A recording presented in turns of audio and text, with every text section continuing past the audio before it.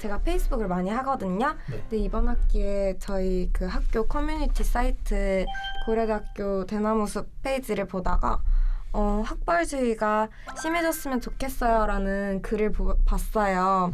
근데 그 글의 내용이 첫 문장까지 읽으면 뭐 그런 생각할 수도 있겠다 하는데 그 뒤에 내용이 아예 회사들도 스카이만 뽑는 부서가 따로 있었으면 좋겠고 또 세다. 그쵸? 그리고 막 내가 어떻게 노력했는데 내가 어떻게 공부했는데 어떻게 왔는데 이러면서 좀 보상받았으면 하는 그런 심리가 있나 봐요. 그래서 댓글이 엄청 많이 달렸는데 그 베스트 댓글 내용이 이제 본인의 못된 생각에 대해서 좀 반성하길 바란다. 내가 고작 고등학교 때 2, 3년 정말 열심히 공부한 걸로 내 인생에 남은 시간들을 그냥 편하게 살기에는 조금 날로 먹는 거잖아요. 계속 노력하는 사람들도 있는데 그래서 그런 얘기를 하더라고요. 저는 약간 이번에 학벌주의가 왜 이렇게 심한 건지 대해서 제가 분석해봤어요. 제 원초적인 이유는 우리나라가 옛날부터 산업화하고 되게 발전하면서 고시 문화로 다 대학교를 갔잖아요. 고시를 그때 학력고사라는 시험을 되게 잘 봐가지고 좋은 대학교 간 사람들이 또 고시를 보는 거예요.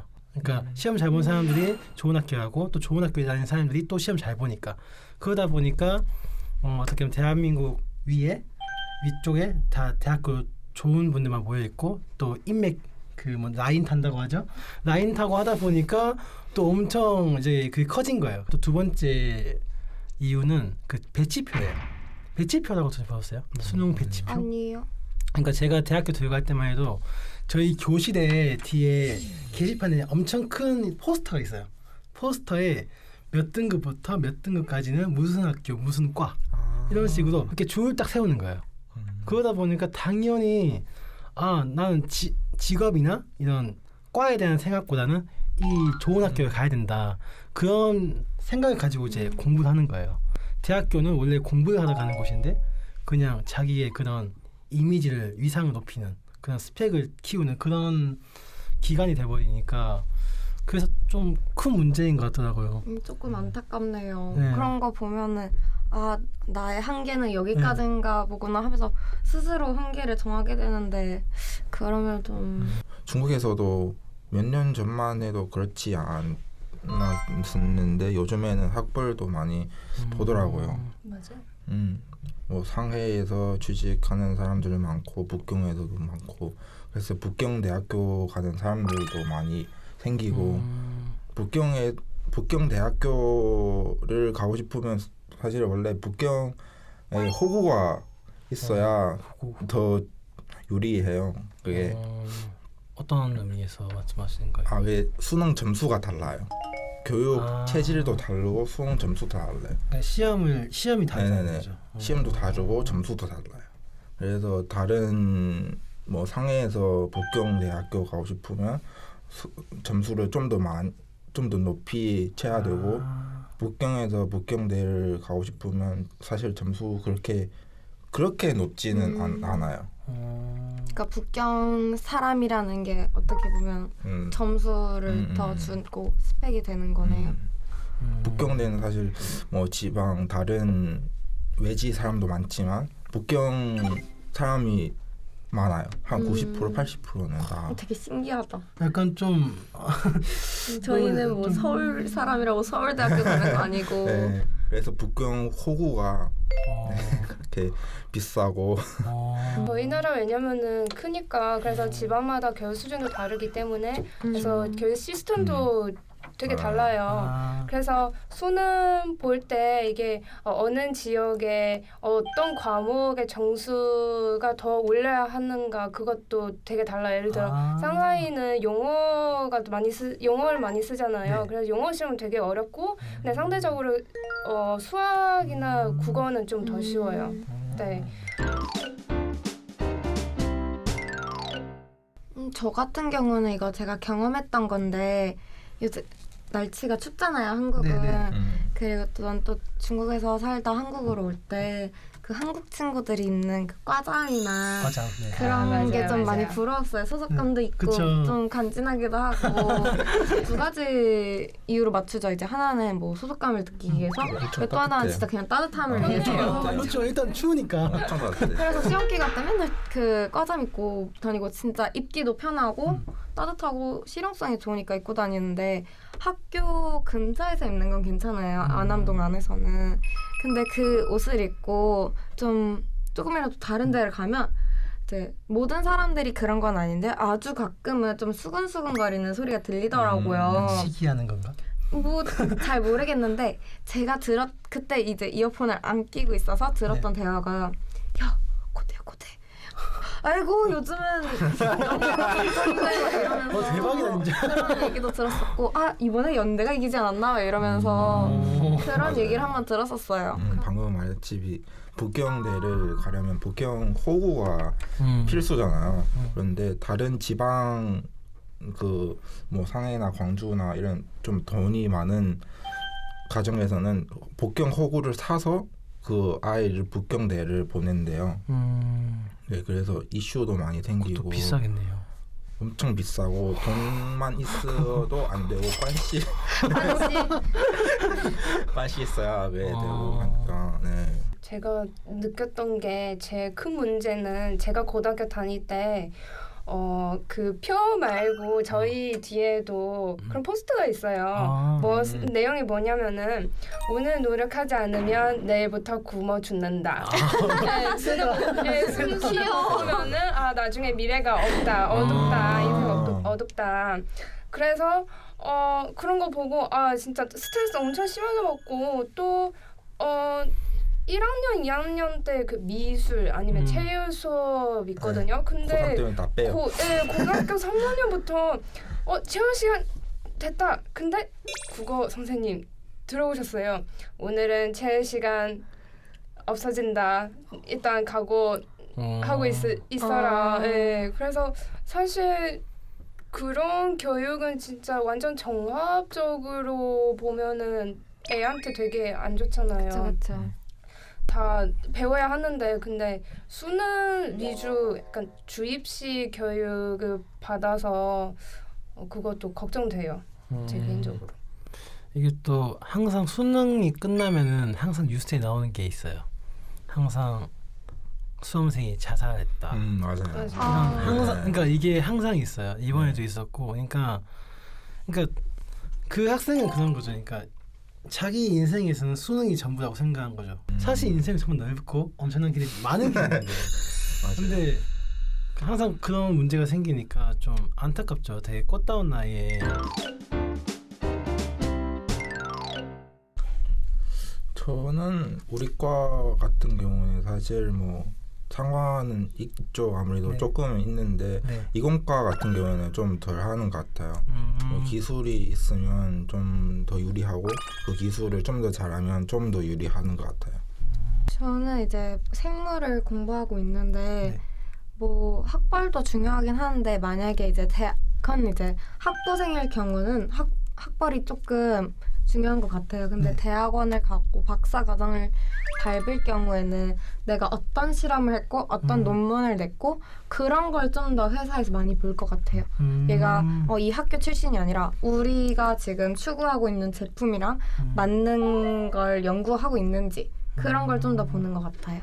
좀 찾아봤어요. 인사 담당자가 어떻게 생각하는지, 요즘 학부에 대해서 어떻게 생각하는지 좀 조사해봤는데, 그러니까 옛날보다 좀 많이 사그라든 것 같아요. 좀 요즘 보면 블라인드 채용 같은 것도 있잖아요. 그런 것도 하는데 그 요즘은 어떤 회사 인사 담당자가 이야기한 걸 봤는데, 그러니까 학벌 좋은 사람도 많이 뽑아왔고 학벌 조금 약간 딸리는 사람도 많이 뽑아왔고 막 고졸도 뽑아왔고 많이 뽑아왔대요. 근데 결국에는 그 사람이 내린 결정은 학벌이랑 일을 하는 효율성은 완전히 일치하지 않다는 거예요.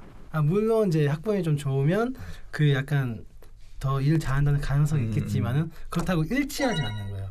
그래서 오히려 이 사람이 어떤 능력을 가졌고 어떤 뭐 영어나 아니면 커뮤니케이션 능력이나 아니면 이 업무에 얼마나 적합한 공부했는지 그런 걸 약간 종합적으로 봐가지고 뽑는 게 좀 많아졌다고 하더라고요.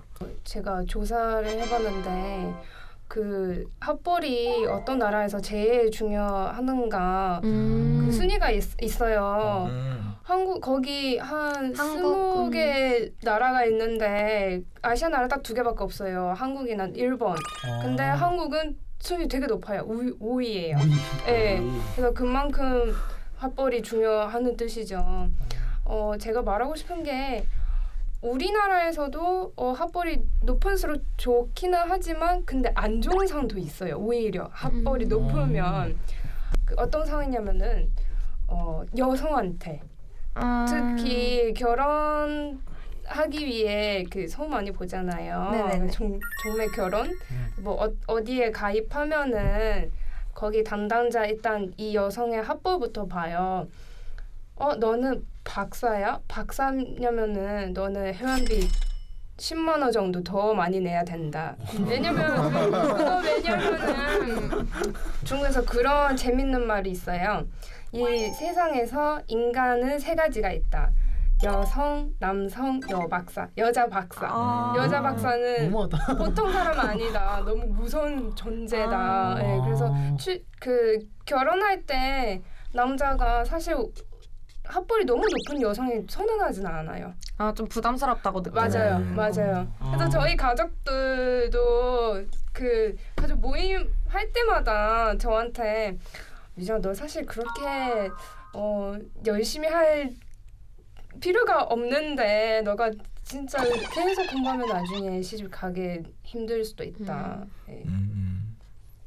좀 슬프네요. 그렇죠. 약간 사회적으로 여성한테 좀 불리할 수도 있죠.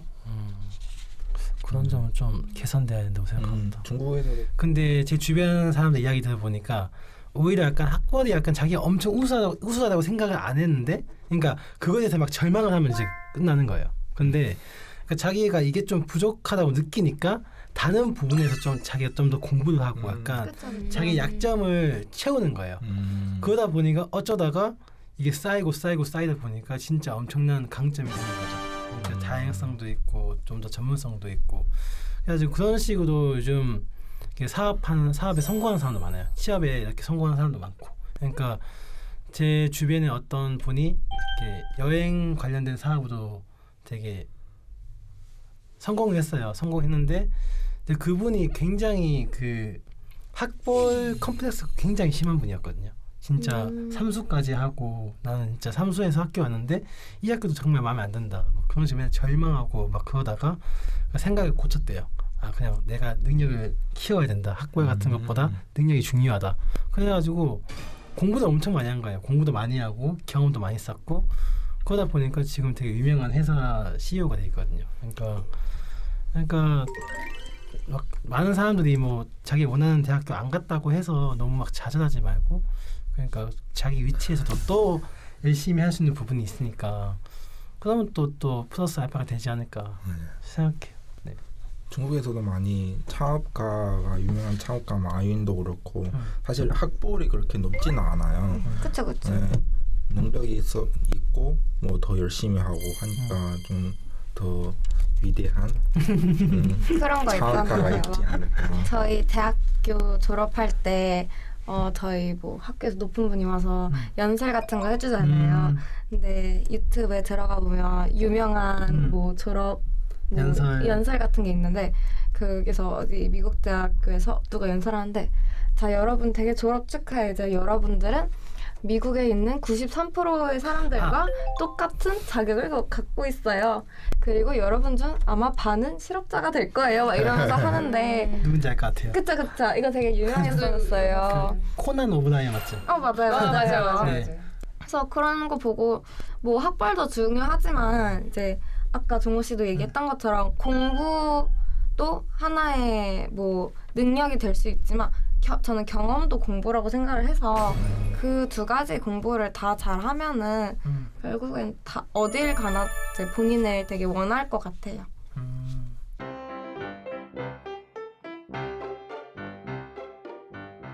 안녕하세요. 안녕하세요. 오늘 처음으로 같이 하게 된 임송아라고 합니다. 잘 부탁드립니다. 반갑습니다.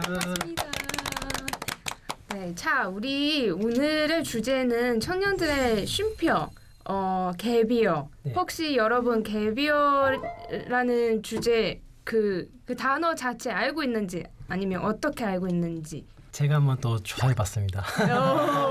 기대되네요. 갭이어라는 그 용어 자체가 되게 생소하잖아요. 네. 그래서 알아봤는데 약간 우리나라에서 휴학 같은 개념이랑 좀 비슷해요. 그래서 이게 학업을 잠시 중단하고 자신이 하고 싶은 일을 하면서 흥미와 적성을 찾는 기간을 말합니다.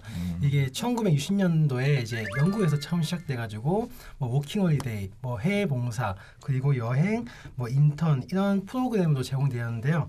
지금은 미국이랑 캐나다 그리고 유럽, 그리고 호주 그리고 일본까지 실시하고 있습니다. 정부에서.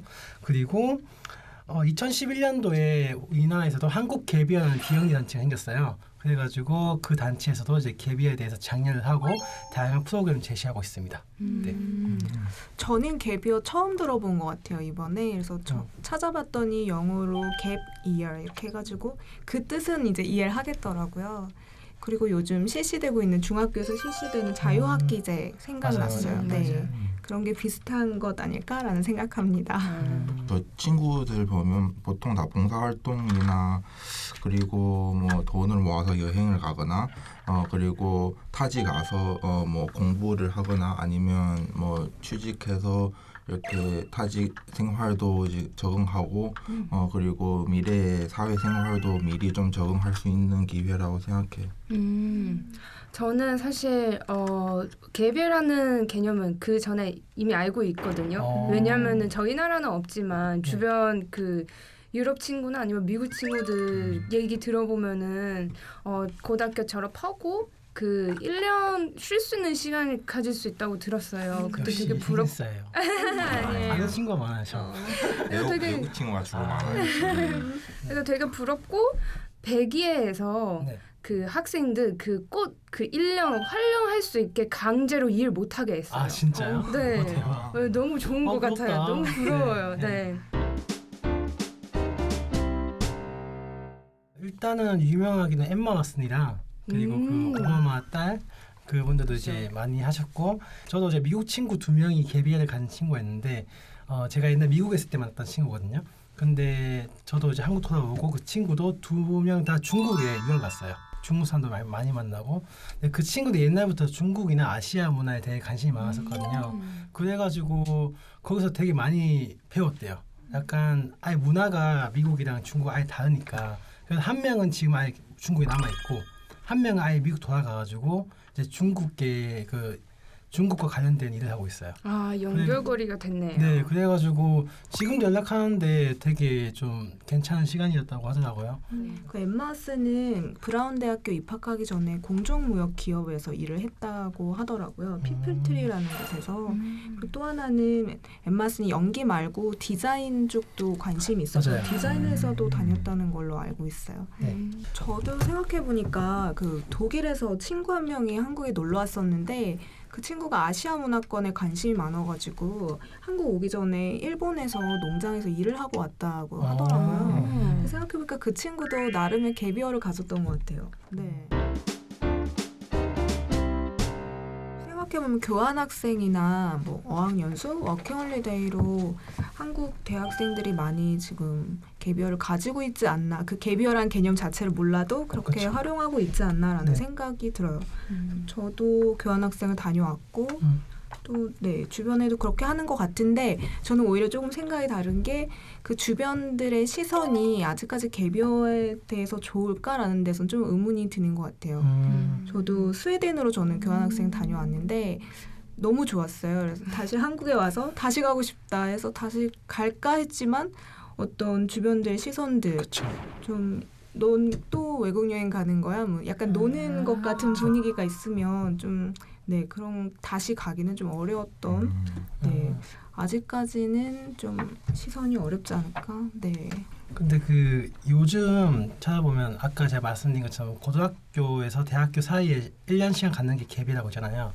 요즘 우리나라에서 약간 유행인 게 뭐냐면 직장인들이 갭을 많이 갖고 있어요. 진짜요? 네, 그냥 왜냐면 그냥 계속 학업을 계속 이어오다가 이제 직장에서 왔는데 너무 이제 흥미가 없는 거예요. 흥미가 없거나 약간 너무 힘들어가지고 이제 잠시 그만두고 저 이직 준비하는 도중에 이제 KB를 가신다거나 그래가지고 그런 추세가 좀 많이 높아지거든요. 저는 그 이유에 대해서 생각해 보니까 이제 충분히 이제 대학교 때 KB를 좀 가지지 못해서 뒤늦게 가졌다고 생각하거든요. 그래서 이렇게 그런 문제가 생기기 전에 그냥 저는 대학교 때 아니면 대학교 전에 한번 가지는 게 좋다고 생각해요.